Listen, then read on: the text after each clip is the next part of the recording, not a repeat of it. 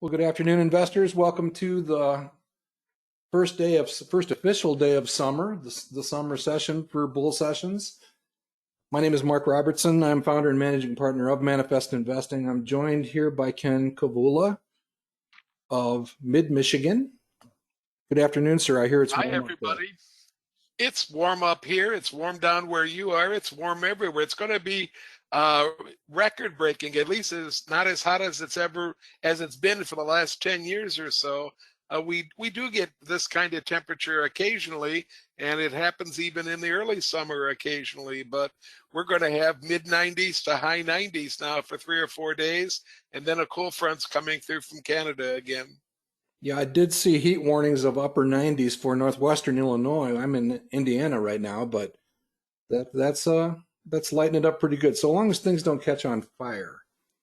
Well, speaking of on fire, Kim's with us today. How are you, Kim? I'm doing well. Glad to be here and join you guys.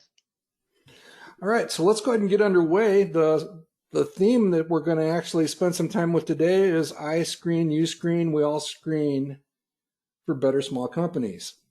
And we're going to show off a couple of the tweaks and features and enhancements that we're making at Manifest. I expect to see a few more here in the near future. And frankly, I think they're exciting. I think they're going to turn the screening tool that we have, that resource, into it's like a triple shot of steroids for sure. So let's have some fun with that. And we promise to take a look. We're actually going to go hunting for a couple of red rabbits to replace the companies we told you we put on the shelf at last week's session. Ken and I are on our way to Dallas for the Better Investing National Convention, which will run from Thursday afternoon, Thursday evening through Sunday. And we're both looking forward to that. I wish I had you with me in the car, Ken, but it is a long ride. I, I hate to fly anymore, Mark. So I might have taken you up on the job if you weren't going to be starting out in South Bend. So Well, when you do Northwest Illinois and Punxsutawney on the way, and I need to squeeze in San Antonio, it gets to be a heck of a long drive. I know that's a big loop, isn't it? All right. I didn't do all that, everybody, if you're worried about me. All right, here's our standard disclaimer. No investment recommendation is intended. This is all about education, illustration, with emphasis on that word demonstration. We're going to share opinions with you. They are our opinions formed from watching and attempting to learn and thrive from. It's a doorbell. Ken, you want to take that for me for a minute? Okay. Mark has a giant-sized dog where he's staying right now with his sister-in-law. Our roundtable reminders come out from Mid-Michigan Chapter Better Investing, and if you'd like to be added to the reminder list, that's one email a month that reminds you that the roundtable is coming up, and it has a registration link in it. Send a note to nkavula1 at comcast.net, and my wife Natalie would be glad to place you on our guest list. We're informing about 1,500 people every month about the roundtable, and would be very pleased to inform you right along with the rest of them. If you'd like slides or information about today's presentation, today's bull session, then these are our real email addresses at the bottom of the slide. That's Mark, and that's me beneath him. And feel free to send us an email asking questions, or especially if you want copies of the slides, send an email to Mark and he'll get a copy right off to you as quickly as he possibly can. Just give us a chance, however. Remember, we're both volunteering a lot of our time for better investing, and we are going to be really busy with convention between now and next Sunday evening. So give us a chance to get those kind of things out of the way, and then we'll keep moving. I'm vamping right now. I'm looking at I'm back. questions. I have Linda with her hand up. So Linda, you're unmuted. Go ahead, Linda. I think I did that by mistake. I'm the one that asked the question about LEV because you had brought it before. Okay. Then I found that this Bluebird was also an electric school bus company, and they also do other small transport vehicles. So you can put my hand down. Great. Okay, I'll do that. And as soon as we got this LEV idea, I tried to pull it up with Better Investing's tools, wasn't able to, and then I got a hold of Susie Artsberger. So it's in the process of being looked at. It won't necessarily meet the criteria for posting in our database because it is a Canadian, a wholly owned Canadian company, but we'll see if it pops up there in the next week or so, okay? Thanks for your input, Linda. We really appreciate it. They're supposed to be doing something in Joliet, Illinois also, though, that's in the works. I don't know how soon that will happen. Okay, we'll put that under useful information, and hope we can talk to you more about these two companies in the future. Mark and I both like the concept and think that there's some possibility of real demand in that area. Mark, are you back now? I am back now. The dog could Okay, erupt at any time. He's not my dog, but he's very loud. So all right. all right, here's Has he our been look at put in our timeout now? well, what? Help? Has he been put in timeout? Oh no, he just gets worse. He's worse than a small kid. But he's a golden lab. He's quite friendly. All right. Here's a look at our look at the market through the eyes of the value line companies, the index that is known as the value line arithmetic average, those 1,700 companies. Those of you that have been here with us during these weekly sessions over the last few years know that we look at this all the time. We point out that the blue line is basically the trajectory of the stock market, and we have those gaps beneath. We are now officially in a gap where there will be white space below the blue line when the end of June closes and the next quarterly bar appears. So that one moves around until June 30th, and it has recently moved up to, that's just price appreciation annualized, but that has reached 15%, which is the second highest level in the last 10 years now. So prices are dropping. Some fundamentals are actually improving for some companies. So it's really kind of a neat time to go shopping, I think. Is that what you're experiencing, Ken? Mark, it's historic almost. I've had 2 investment club meetings in the last 9 days now. And in the first club, our entire list of stocks, including our pounce list, our stocks we'd like to own list, there were 22 of them on the list, and 20 of them were showing buy on our SSGs. Last night, we met with the larger Mid-Michigan Model Club that has the big portfolio. They only have 17 stocks on their own and would like to own list combined. And 17 minus 3, 14 of them were in the buy zone. So you can close your eyes and throw a dart and have a pretty good chance of hitting a buy if you're looking at high quality growth stocks. I like it. And for the first time at one of the meetings, I heard the phrase, "Is it time to back up the truck?" We were having a very long discussion about home builders and where we thought home builders would be, not in 6 months or in 3 months or in 1 year, but where we thought they might be in 5 years.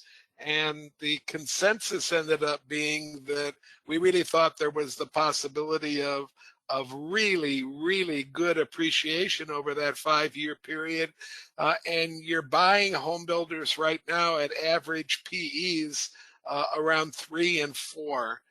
Yeah. So you're not spending very much money to buy some of those stocks at the moment. I'm going to buy, or I did this morning already, bought a few of them, but bought 3. I won't mention the tickers. I bought 3 of them and just put them away. I just bought 10,000 of each and put them away, and I'll take a look at them once we get back to a non-bear market. Mark will be the one to tell me when it ends up being non-bear. I want to add, Mark, that I just went to the Better Investing site, typed in LEV, that's that company we're interested in, and lo and behold, up comes the graph. This company's only been public since 2020, so it has very little history. It has no earnings of any kind, and it's trading at the absolute bottom of its 52-week up-down range.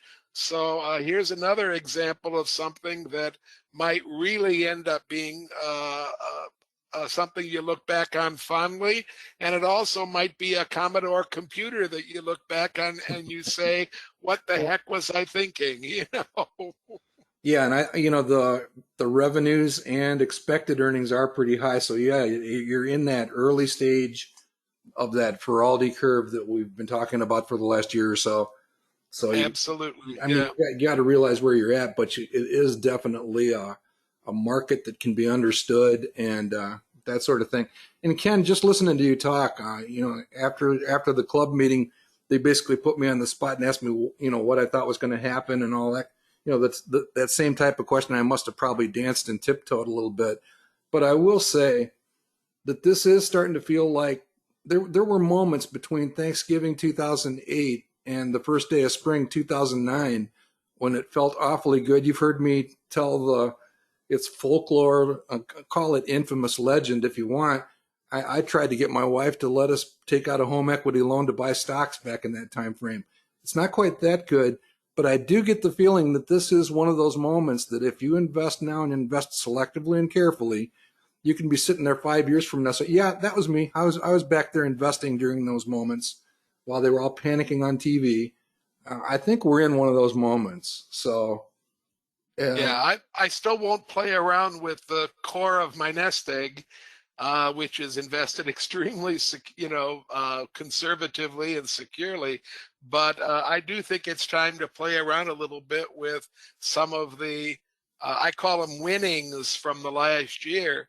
I had to remind our club Monday that they just went through a year where the Mid-Michigan Model Club's portfolio went up almost 42% in that year. yeah, So they're giving back a little bit of it now, but they're not giving all of it back by any means. And so there's still a pile of winnings to kind of use to move your investments forward. And I think a lot of you are in that situation. We tend to forget how good a year 2021 was in the stock market. yep. And if you were invested, what was the average gain in 21, Mark? 30 something? Yeah, 31, 32, I something believe like so, that? yes. Yeah, yeah. So I agree with you. Might now be a time, and like I said, the first utterance of the infamous words "back up the truck" was made yesterday at one of my investment club meetings. Well, here's one place that I would like you to back up the truck because I'm a shareholder. Full disclosure, Yep. and Kim also is a shareholder.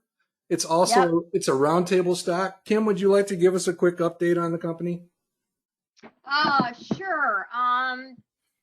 Last year, Ardelyx tried to get a second drug approved by the FDA, which is used in patients who have kidney function issues that currently you can have an excess of phosphorus in the blood. Basically, the pill you take now is a horse pill, and it could be 20 a day, and the new pill is like your pinky fingernail. And they have done three level 3 studies have been done out of Japan and shown how the medication works because it's a new binding action with the phosphorus, so how it can be removed from the body. I think personally the FDA doesn't know what to do because it's different than anything else. So they got shot down last year. Actually, it went through 2 other boards at the FDA, and now they put it at the board of new drugs. And they've said that we suggest that you do I think it's called an ad hoc meeting, and basically they're going to allow physicians who are already currently using the drug and using it with patients and showing in their studies of how it has worked. And they've been pushing for this meeting for a long time. And they finally got an announcement that it can be done in November. So it will be really great for patients. I actually called investor relations and asked some questions on it. And as a nurse, everything we go by was evidence-based practice. Well, all the studies show the evidence of the lab work of how it improves. So I believe in it. So I'm excited to hear that they've given it a date, and the FDA will give them a response within 30 days afterwards of when they have this meeting and where physicians can present all the information that they have gotten from their studies. Well, very cool. It's obviously been a turbulent one for the roundtable. Hugh began selecting that company a few years ago, and it's been a multi-time selection. And by the way, Kim, that 13% rise this morning did get mostly given back today, but still a good sign. All right, Ken, you brought up the throwing of the darts, and the monkey is at number 10, but here's the current standings for the Groundhog. Sean Mace has slightly edged out Herb for the number 1 individual position. We are heading into Dallas, so we'll get to congratulate some of these people on their work in progress leadership for the group entry. Some of those crazy guys up at the top that seem to do well in crazy markets are still there. And anything else on here that jumps at you, Ken? I'm sorry, I was reading a question from the audience. No, I do like to see one of the knights on the table, and Cy, one of the knights of the round tables down there at number 30. So I appreciate him being there. I do notice that Kim is moving up the list. When I look at the whole list, I'm moving up the list. And Mark, I've seen your name up around 20 somewhere. Have you taken your name off this list? I've actually filed for a name change at the local courthouse. You know, I'm going into the contest protection program. Okay. It's okay, Mark, because if we get this meeting with the FDA and it's passed, even though our delegates may not have been in our Groundhog portfolios because it wasn't a buck yet, we'll still be smiling. Okay, we can take it. All right, Yeah. More on that later. All right, so let's go to work, Ken. Here is the current status of the best small companies we've been talking about. And again, just as a quick recap, we've been doing this for many years. In fact, we've the selection of the companies we do every year at Halloween have actually outperformed the market for 7 years in a row. I am knocking on wood. We traditionally have picked between 12 and 20 stocks and then just left them sit and percolate. And we've actually come out pretty well over the years. And this year we are lagging that third bar. The green bar is the Wilshire 5000. The blue bar in between is an actively managed. We're basically experimenting with some active management of selling positions and buying them, because there's nothing, this particular portfolio is not immune to the rule of 5. So some of those companies at the bottom have been closed. You can see the dates that they were closed, and replacement positions added. And that's the blue bar. And we are within $100, $2,000 invested on Halloween. We're back within $100 of the Wilshire 5000. And the last bar on the right is just that reminder that the Russell 2000 Growth Exchange Traded Fund is definitely in a bear market. And that's just there to remind all of us that the landscape has been brutal, but I think it's actually rife with opportunity now. So, Ken, where are the opportunities? Well, I've given you one name, or I've given you a couple of different names, and maybe we should take a look at those. I know you've come up with a couple of names, and let's try to fill these 2 vacant spots before the hour's over. Okay, we have 3 or 2 vacant spots, Mark. Well, there's 3 spots, but I thought we'd just pick 2 and kind of do a little consolidation. Because we want to go with that concentrated bet as we swing for the fences and try to finish like the Kentucky Derby and all those sports metaphors that apply here. This is just a reminder of some of the companies we mentioned last week as potential replacements. These are all pretty much good studies, I think. We do disqualify LGI Homes and Align Technology. Those are both great studies right now, but they're a little bit too large in terms of annual revenues because they're both 3 or 4 billion. The one that Ken has kind of zoomed in on as his selection is InMode. Down towards the bottom there, INMD. And would you give us an executive summary of what gets your attention there? And I'll let the audience see it. Yeah, 15 words just from the description of the company. Basically, this company deals with personal products that it mainly sells to women. It's personal health products, personal beauty products. It appeals to vanity. It appeals to the fact that women tend to want to keep themselves healthier than men do. And it's a very interesting portfolio of products that they have out there. A pretty decent presentation on their website if you're interested in this company, to go out and take a little bit deeper look at what they do and how they do it. I like the trends in margin. They're not dramatically upward, but they certainly are moving in the right direction. The PE ratios, I think, are well under control. We'd be looking at buying a company with a PE ratio that doesn't set an especially high bar to have to cross over in order to get a buy on any of our tools. I like the par value, over 20%, and I like the fact that it's extremely close to the prove value, which is just under 20%.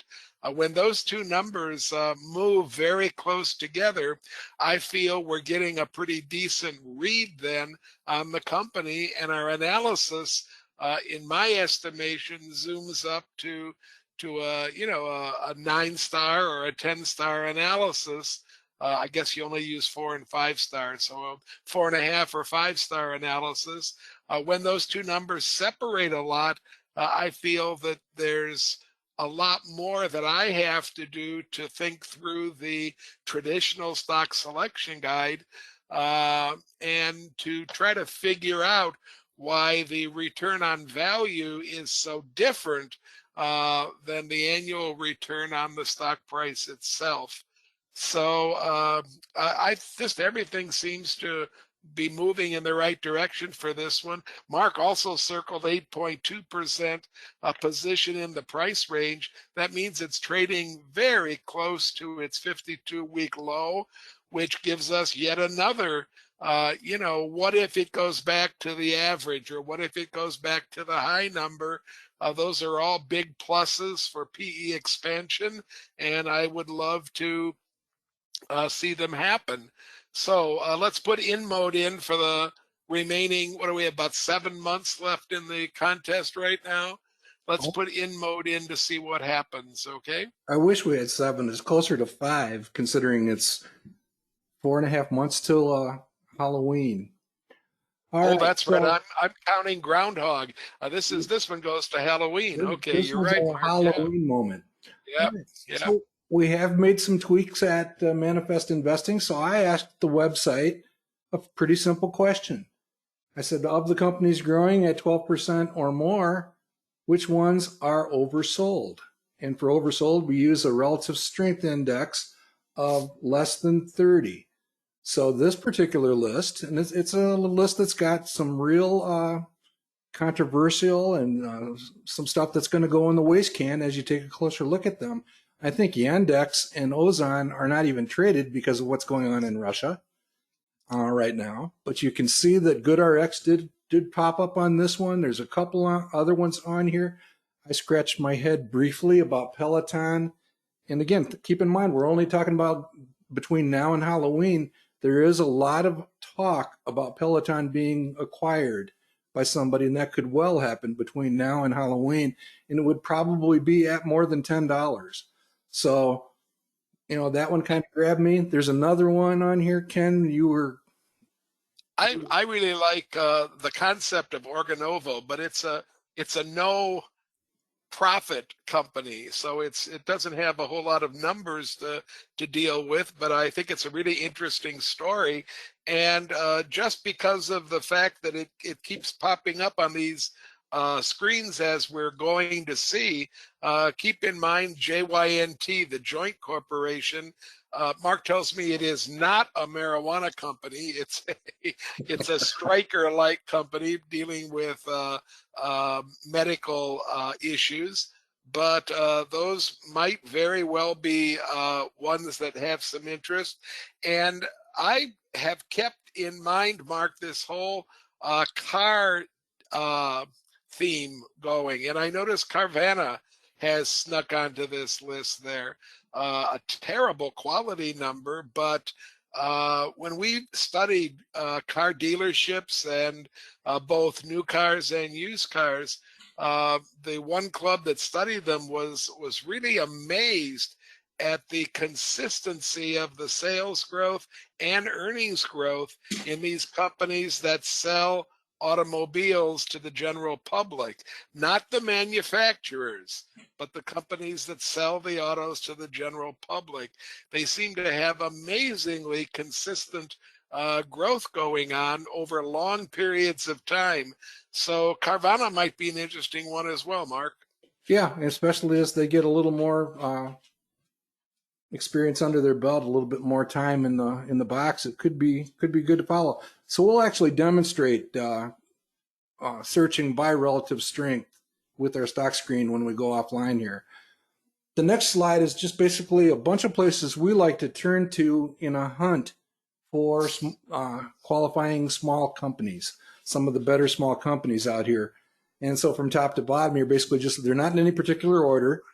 The one thing I would point out is this does basically justify or prove that they have to have some small companies in there. Look at the growth rates of the portfolios.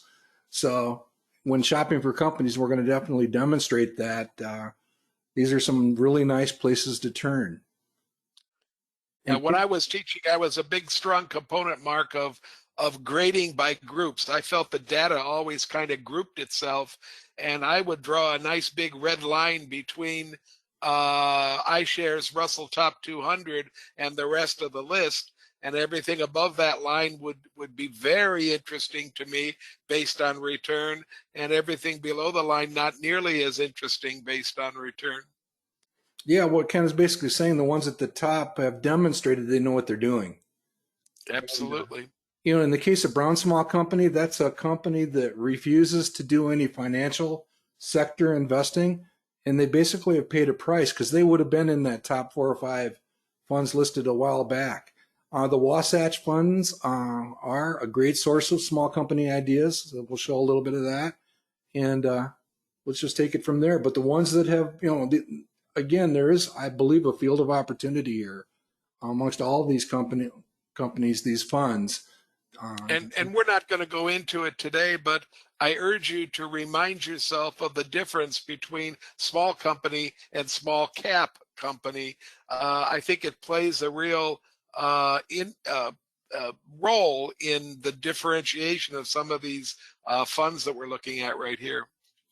I will tell you that if you put Brown Small Company, it's closed to new investors, on your list to watch what they rarely sell. So watch what they're buying. A lot of times what they buy will be interesting to you in the course of a stock study. So all I did was go into some of these funds at Morningstar, into their portfolio, just like you see here. And I had to page down, and what I was basically looking for is, well, what have they shown interest in lately by actually making a purchase?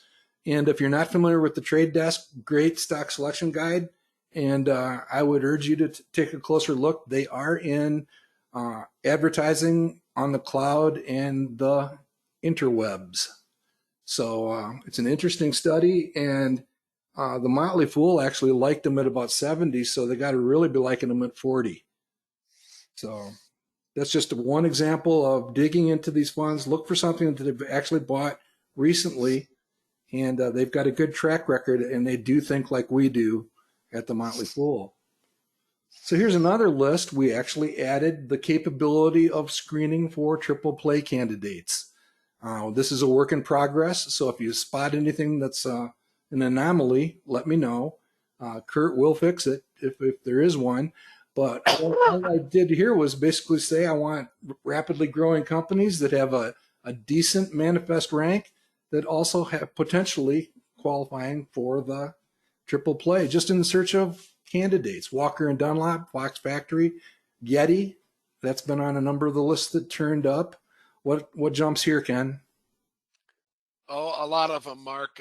This particular screen has a lot of very interesting things to take a look at. I'm not even going to pick out one or two. I'm going to present Oh, a is stock this that another all of the above? I like. I don't like all of them, but I like most of them, Mark. Yeah, Most of the above. most of the above. Yeah. Okay, so that's another area we turn to. Again, I'm searching for companies that have that growth rate, maybe not an exorbitant PE, and Yeti jumped off here. Walker and Dunlop is a Tom Gardner favorite. Pretty good company. I'll, I'll MKS. tell you.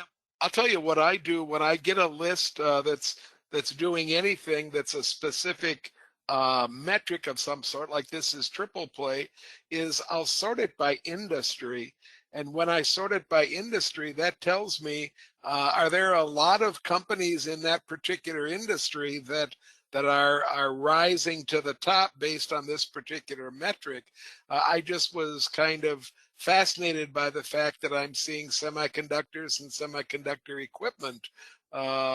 There's a number of them on the list here, you know, so you can sort these to your heart's content. So why not click on industry and see if any groupings come together that your eye is not catching, you know? Okay, we can do that when we go live.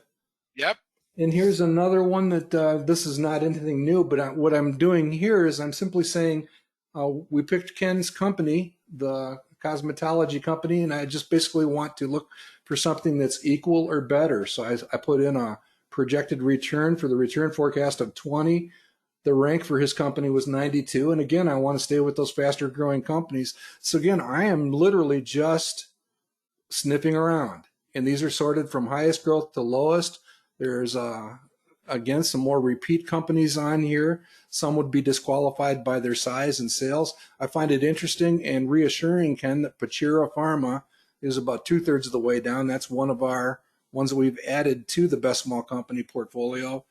But there's a number of companies there also that potentially qualify for consideration. What I like about this screening, Mark, is it moves us away.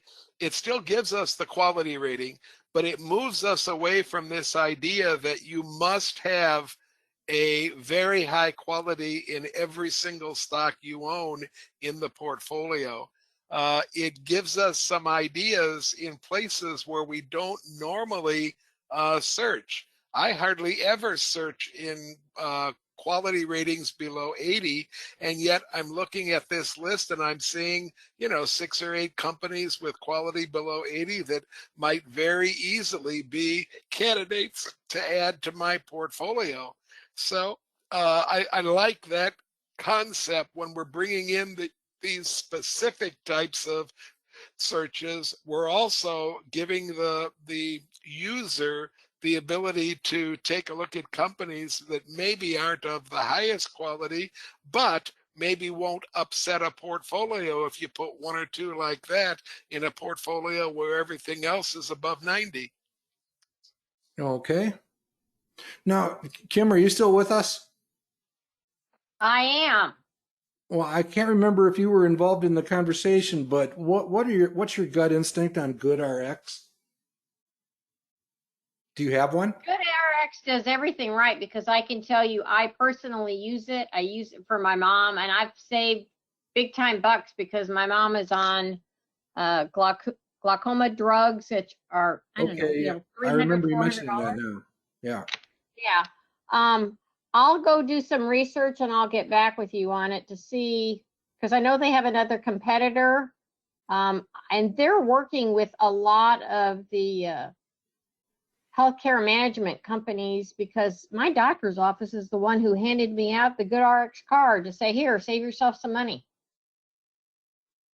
Yeah, I see them doing good things. I also noticed that Morningstar discontinued coverage of the company just recently, and it's just kind of a mystery. And I do know that a number of people wrote to us and pointed out that there is some fairly formidable competition coming to what, the couponing that they're doing in that realm. So it's just something to keep I just had a hard time warming up to that one.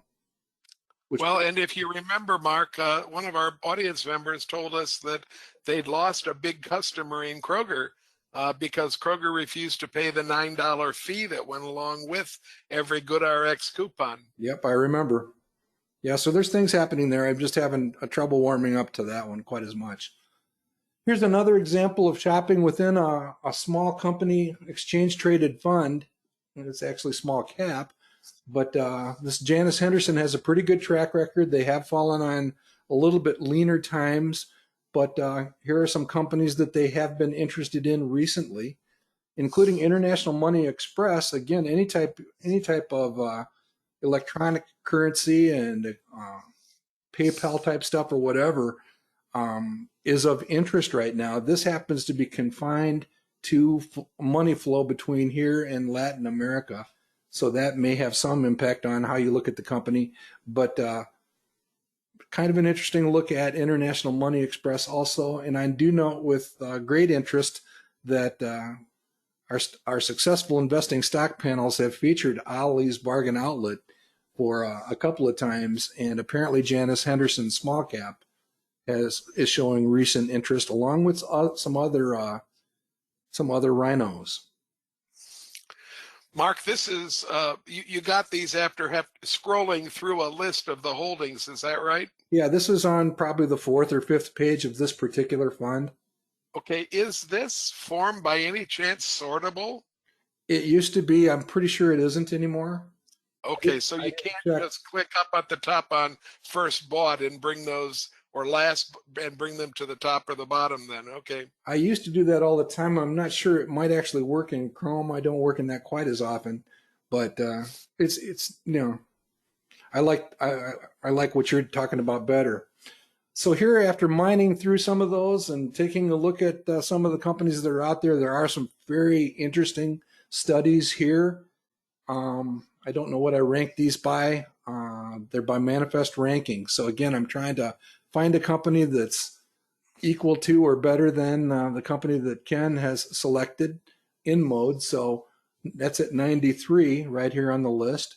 So my attention would first be drawn to those top 5 to see if I could find something that I like. And I think the one that I'm going to select for the best small company portfolio is this one. This National Energy Services Reunited is basically a scaled down Halliburton / Schlumberger. They don't do a lot of business in the United States, if any, but I'll show you a picture of expectations. We talked about this around Christmas time. This was a finalist for the portfolio. Thank goodness we didn't select it because it's probably gone from 12 to 6, but some fairly interesting things. And there's some companies jumping off this page. Ken's Enghouse Systems.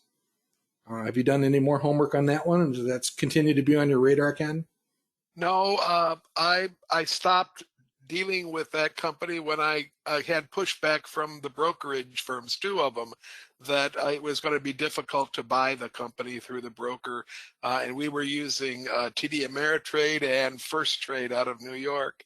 So I haven't done anything since then. I do like you drawing my attention, Mark, to 2 old favorites, Diodes and Ebix, which are right above it there.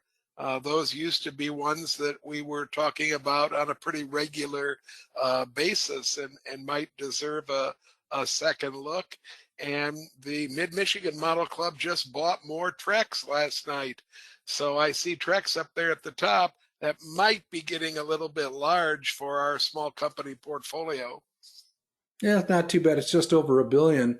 Then the other one that I think is fairly reliable, even though they have formidable competition, is this Yeti.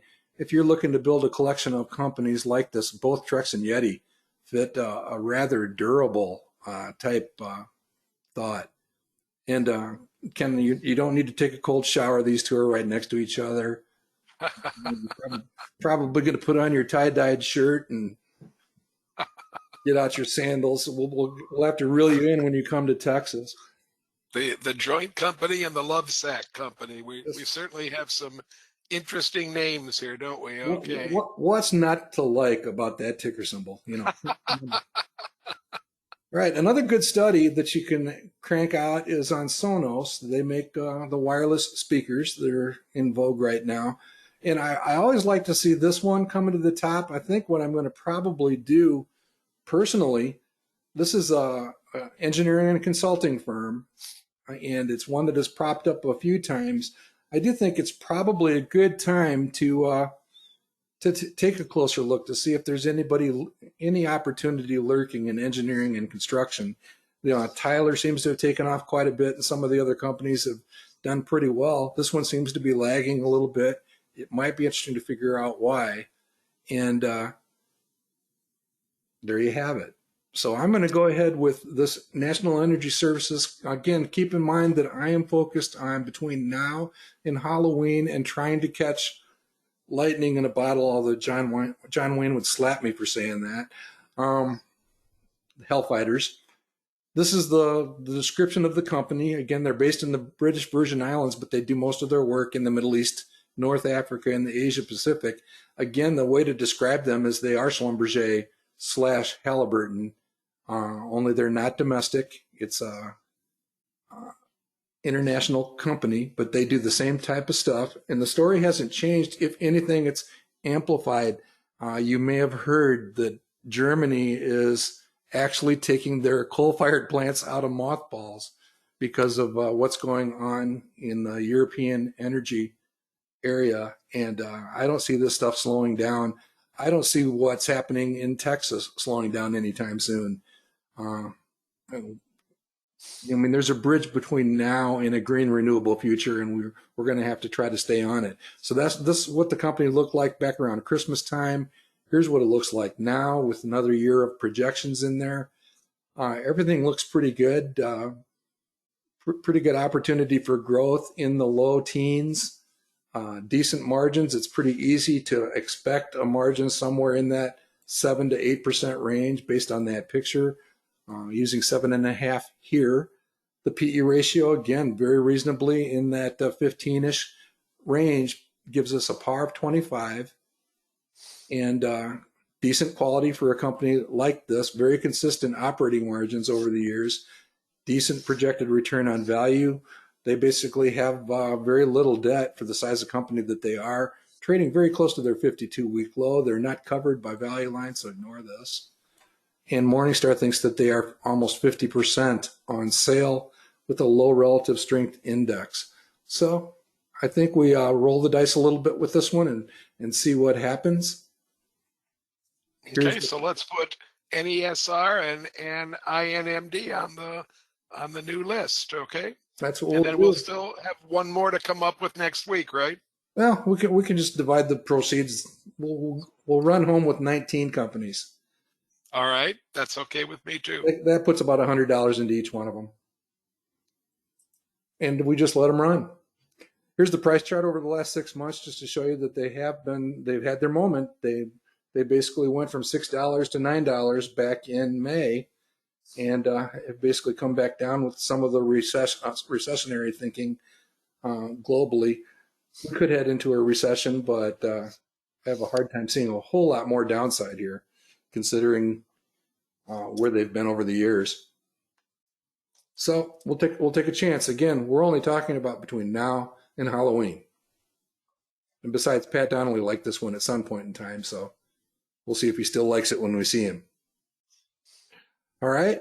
So with that, just a reminder that we do archive all of these sessions, including bull sessions, roundtables, some special educational sessions, and Sean's been sticking some of these 60-second blurbs on there called shorts.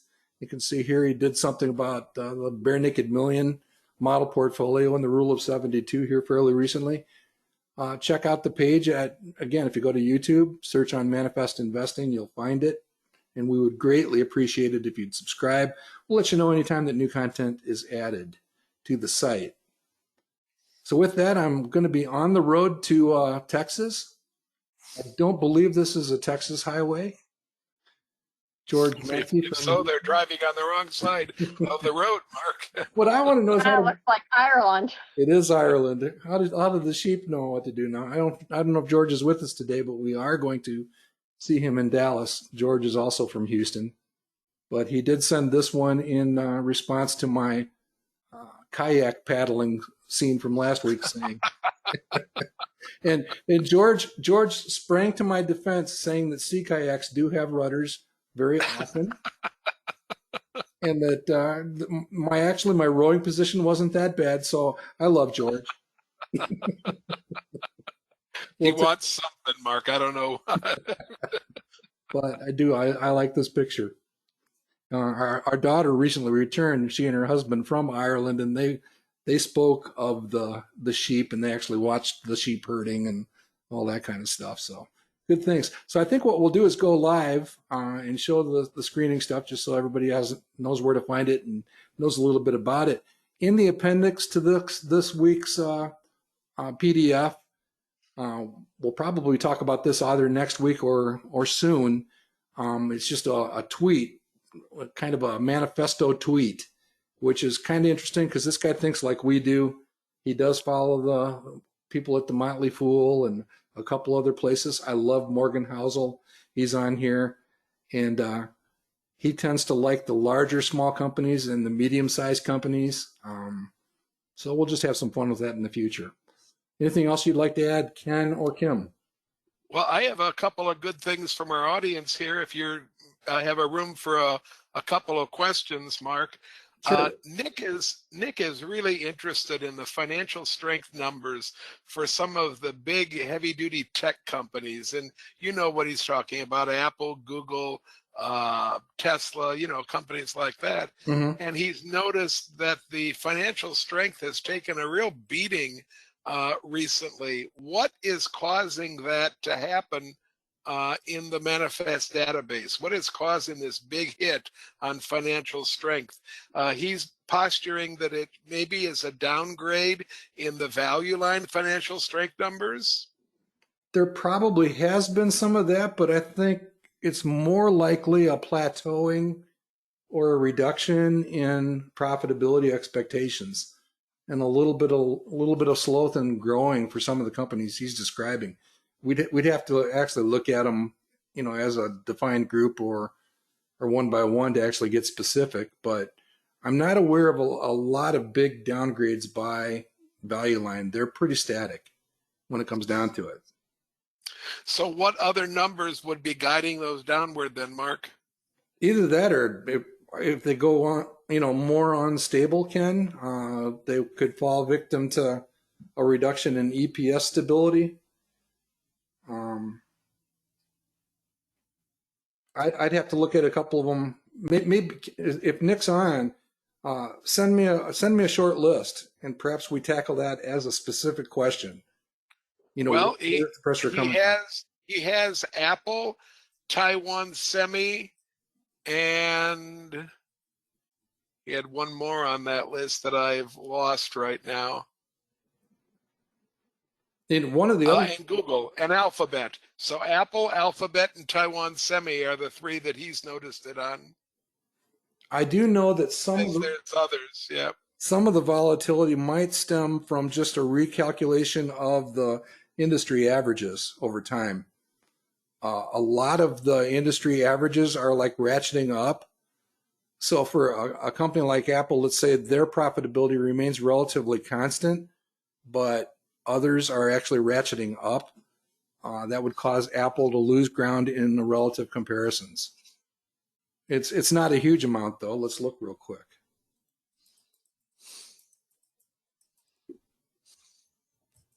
We can get more specific about it later. Yeah, so the financial strength for Apple, it already was down at 55. I'm not sure where it's coming from. I'd have to go back and look. But again, okay, and Mark, we have some of the pieces that go into an Apple phone and products are in Canada, and with the lockdown going on there, they were wondering how well that's going to do for Apple sales. Yeah, the other thing that could have some impact would be if they're refinancing at higher interest rates on whatever debt that they have, because that will also put a dent in them. But I'll dig in a little bit deeper and see what I can discover. I do know that it's not primarily a shift or a downgrade from value line, because that's not happening with any high level of frequency. Okay. Mark, Michael would like you to respond to, when do you think you might start discussing options at the bull sessions? We might have to create a special session for that, but it's on the drawing board. I don't know what that means, but probably sometime in the next quarter or so. Okay. Because I do find it, And one of the other things that I would, just to underscore why I have some interest in that, there is a club out in the Seattle area that, in fact, Kim has been affiliated with it in the past. I don't know if she still is. They do an awful lot with leaps. And I think they've won the club contest in Puget Sound like 8 years running. And they use a lot of these long-term options. So I'm no longer, because the difficulty with family issues here, but last year they had like I think a 70 or 80% return, those leaps.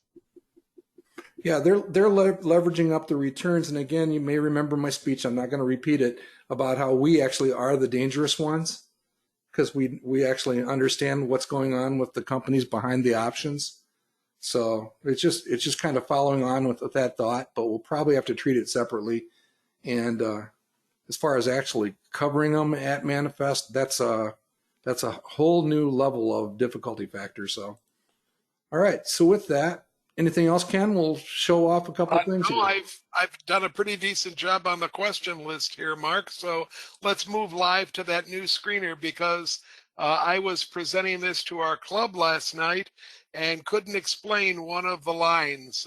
Okay. So can you scroll down just a little bit more? Well, let me just point out to the audience. Oh, all right. Okay. What Kurt has basically put in is, if a company qualifies for the triple play, if you click yes, it just simply turns that on. Let's just do a quick demonstration with the triple play in place, and let's say a manifest rank of 99. So it's pretty good stuff. What companies do you get? That's going to be a pretty good list. All right, so that's actually companies that have a decent return forecast, exceptionally high quality, that are potentially triple play candidates. Now, keep in mind, when you think of triple play for this screener, we're only measuring three things. We're asking three simple questions. Is the return forecast elevated? And we take a look at the par and the prove and basically make a call on that, and it's a 0 or a 1. And then we basically say, well, is the current net margin less than the projected net margin? And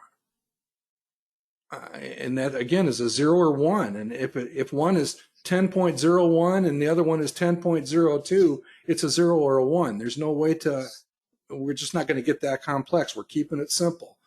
And then the last one is on the PE, is the current PE lower than the projected PE? So that's what that's intended to do. It works. I've run a number of different sessions. So he added the triple play. He added a column for the relative strength index, which will demonstrate. Which one did you have the question about, Ken? I'm not sure what core score means, Mark. Core score is those three columns added together. So if you wanted to take a I got it. Okay. 225, it's pretty cool. I mean, you do a quick, let's say you did a stock screen and you did Hugh's ivory screen or my ivory screen, and you got the list of companies that basically have great returns and great quality. And then you said, well, I am looking for companies that actually would fit more into my core portfolio. You just add the core score of 225, and that whittles the list down to, well, here are core investments that pass the ivory screen. So that's the motif behind this screener. Does that help, Ken? Absolutely. As soon as you said the 3 columns, I had what you meant. I just didn't go there last night. That's all. Yeah, and this is displaying incorrectly. I'll have Kurt fix that. That should say core score. Okay, and then just again to demonstrate, because I just love this one. Let's look for companies that have growth forecasts of 15% or more that actually have a relative strength less than 30. And you now have at your fingertips a relative strength index capability at any time. You can go a little bit deeper into it. I would say tinker around with it. Keep in mind that in some cases, those RSIs are going to be a little bit dated. So they should be regarded as a recent RSI. We're actually going to try to make that real time here fairly soon. So the RSI would be real time, same day type stuff. So I'm interested in Bark, Mark. Do you know anything about Bark? I know a lot about Bark. Bark almost made my list. Did it? Okay. What is that company? That's another. What was the one? Chewy. It's like Chewy. It's buy your pet. It's buy your pet food online. Okay. Specialty retail pet stuff. And who doesn't love their dog? You know. Yeah. So and a really believable part number to go with it. So. Yeah. So everybody, feel free to tinker with that. Let me know if you see anything weird. Yeah, Kurt will be adding a few more things. We're going to rework this page here shortly. It should get very interesting. So, any questions from the audience on that? I just got one popping up here. Hold on, let's see what I have. Sandy says, "Wow, she likes these new things." Mark, okay. I'll tell you. I've been using them for a few days now. This is powerful stuff when you think about the philosophy and methods of the modern investment club movement. This is some powerful stuff. All right. So let's see. One last thing we were going to look at. We wanted to confirm that ticker symbol, didn't we? Let's look up Bark on. Nick has a question about core, and I think I can answer it. Nick, we've discovered that core scores, that's the sum of the last 3 columns on a dashboard. We've discovered that when those core scores get around 2.25, that anything from 2.25 above is usually a core stock, and anything from 2.25 below is usually a non-core stock. And there's a certain amount of gray area in there. Maybe it's 2.25 plus or minus 10, something like that, where it could be one or the other without any prejudice. But it's essentially just a dividing line between what's usually core and what's usually non-core in a portfolio. So here's ultra core, 240 or better in the sweet spot. You're going to recognize all of those. Except for probably. Yeah, if you have a mature portfolio, you probably own a dozen of them. Yeah. Okay. So there's your description of Bark. Dog-centric company, making dogs happy. Good stuff. And the other question we wanted to show. Nice inclined plane graph, nice wedge. Well, yeah, you can see they've got room for improvement on the price. Yeah. Yes, how did I forget that? It's not Lincoln Electric, it's Lion Electric. There we go. And that is a New York Stock Exchange ticker, so we should be able to tinker with this one. It hasn't been around long. But I think it was probably not being covered in Better Investing because I think they have a minimum number of years that it has to trade before it goes into the database. And I'm noticing that this one's only been trading for a little bit more than a year now. So that probably is what they're talking about, why it wasn't in the database. But Susie can override that, and she's put it in for us. Yeah, I'm just sneaking ahead. I know that Daimler does some school bus stuff. I know that Komatsu does a little bit. So does Kubota, I'm pretty sure. Len sent me a note during the session, Mark, that Bluebird had signed a really big contract with a school district out in California, and they were expecting to save about $250,000 in gas because of this electric contract. That's real money, you know. Len, I'm going to unmute you. You have your hand up, but you're self-muted, Len.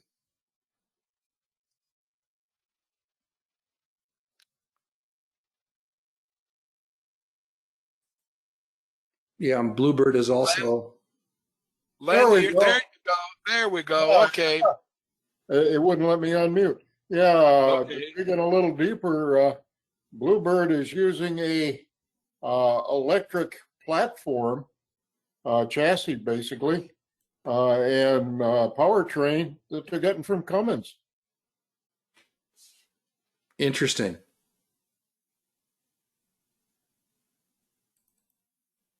That's the tie-in. Okay. Yeah, My sister used to be a diesel engine specialist for Cummins Engine down in Charleston, South Carolina, and they used to send her all over the country visiting potential customers. And I was trying to think to myself why she spent all that time in Sacramento. Was that school district in Sacramento, Len? Yeah. Says Modesto City Schools. I have no idea where that is. That's I what- don't either. I'm Yeah, pretty one sure of our it's- California people would have to tell us probably, but she might have been out there trying to juice up business for this this potential electric vehicle. Yeah. All right, so Which we'll makes dig me a wonder little bit who's deeper. supplying Lion's drivetrain. Good stuff. All right, guys, I'm going to go ahead and close down unless there's any more questions that are out there, Ken. No, I think we're all set, Mark. Okay. All right, so I will be making my way towards Dallas, hopefully not running into any sheep along the way. Thanks for the support, all of you, and hopefully I'll see you at the airport, Ken. I will have some selections to you. You probably saw them here over the last 30 minutes. You know that. Yep. Yep. Okay. I'll be in touch. All right. All right. And everybody else, take care. Those of you that will be in Dallas, we can't wait to fist bump you. Talk to y'all later. Bye-bye. Thanks.